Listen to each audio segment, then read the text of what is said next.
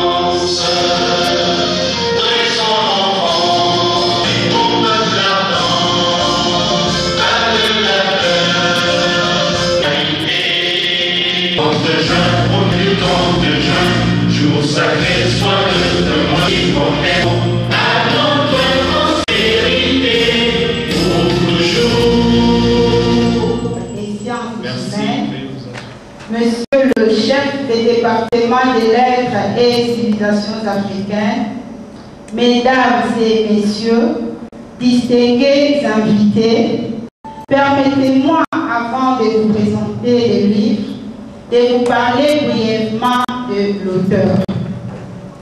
Monsieur Espérance François Ngaïbata Boulayumi est né à Kinshasa le 12 novembre 1959.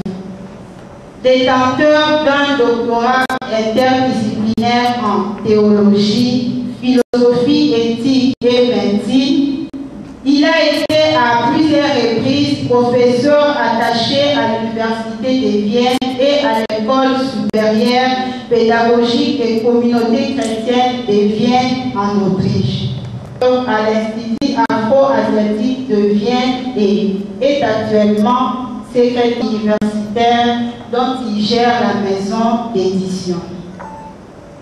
Espérance François Boulayumi est auteur de plusieurs livres en allemand, parmi lesquels nous citons en traduction française Accompagnement de la mort, fin de temps ou nouvelle naissance, etc.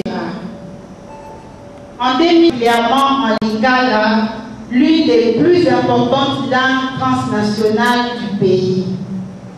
À cet effet, il effectue un voyage à Kinshasa où il parcourt plusieurs endroits et recueille divers témoignages sur la vie des Guinois au quotidien.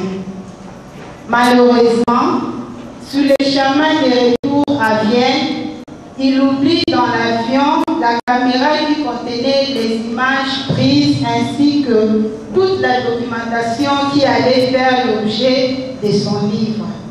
Et la drogue par contrainte, immigration et vie des Africains à l'Union africaine. Il s'est saisi de l'occasion en 2007, son premier ouvrage en lingala, sous les titres et invités. Le livre que nous avons l'honneur de vous présenter, il s'agit de l'histoire d'un nommé Mosende Mabeanzou Beki. Après ses études secondaires dans une école des hindous, malgré l'opposition de son tuteur, le père Alexandre, auprès de qui il a été recommandé. En fréquentant ce temple, Mosende fait la connaissance d'un gourou auprès duquel il s'informe et se forme. Celui-ci lui remet une bouteille contenant une boisson dont il lui recommande de prendre une goutte chaque fois qu'il se trouverait devant une difficulté. À cause de son attachement au culte hindou, Mossédé est rejeté par son tuteur catholique et se trouve dans l'impossibilité de poursuivre ses études en Inde. Aidé alors par ses amis indiens, il se rend clandestinement en Allemagne où, après plusieurs années de dur labeur, je dirais Yakové Talibanga, il termine ses études et décide de rentrer à Léopoldville retrouver les siens. En arrivant, il apprend malheureusement que son père avait trouvé la mort de manière tragique à Moussouni, son village natal, le lendemain du jour où il y est rentré après un long séjour à Léopoldville. Qui passait la nuit dans ce village était trouvé mort le lendemain. En début de cela, le lendemain matin, tout le village est surpris de les voir en maître chrétien. Le responsable de ces malheurs, un proche d'un chef religieux originaire de Moussouni, nommé Nani Kafwako. De ces nouveaux maîtres, il est de Mossédé Mabéa Djoubé. En parcourant les 460 pages de ce livre, nous nous rendons compte qu'il s'agit en filigrane de l'histoire du Congo de la période précoloniale à la 3e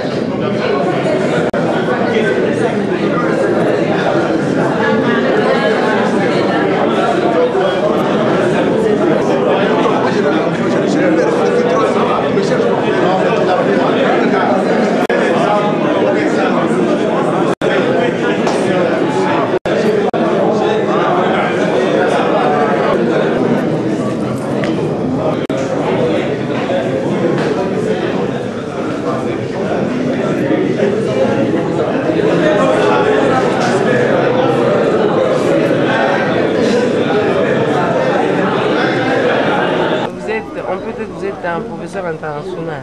Certainement. Pourquoi vous écrivez en lingala, vous publiez en lingala? Pourquoi pas? Pourquoi les Indiens écrivent dans leur langue hindi et les Perses en perse, les Chinois en chinois? Et pourquoi pas moi qui suis né ici à Kinshasa et qui parlais depuis son enfance le lingala, écrire en lingala? Ne pensez-vous pas que le livre sera limité? Même si c'est limité, et les Français, il y a plus de personnes qui comprennent très bien le lingala que les Français. D'abord, le français, c'est un livre, c'est une langue, je dirais, ici au Congo, qui marginalise plusieurs enfants, des Kinsuka, des Kisenzo, des Mukali, des Mwakumatadikbala. Est intelligent, lorsque j'étais enfant, celui qui a bien maîtrisé la langue française. Et en France, on voit bien, il y a ce qu'on appelle les Zoulous. Vous connaissez les Zoulous? Les Zoulous, ce sont des enfants, non? Les Zoulous, ce sont des enfants africains, bien les Français parfois, mais ils sont dans les rues.